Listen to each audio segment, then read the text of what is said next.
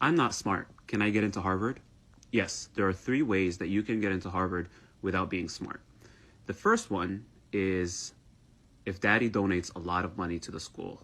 Now, for every Ivy League and a lot of the top schools, that number is different. Every school has a different cutoff, but for Harvard, it happens to be 20 million. So if somebody in your family donates to the school 20 million, you all of a sudden become a much more interesting applicant and they'll take you.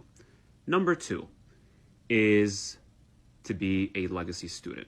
You've heard this before, but if your parents or sometimes to a lesser degree your siblings have went to that school, then they look at you favorably. And legacy pull happens to be stronger at some schools versus others, but it happens to be very strong at Harvard. So if anybody in your parents or in your family has went, they look at you a lot more favorably.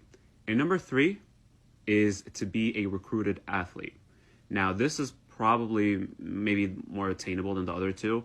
And believe it or not, Harvard actually has the absolute most number of D1 schools in the country. Forget sort of some of the big universities and like sports teams and all that. Harvard has the most number, and they just salivate over somebody who is a good athlete and a decent student. You don't even have to be above average. So those are the three ways that you can get into Harvard and to other Ivy Leagues without being smart.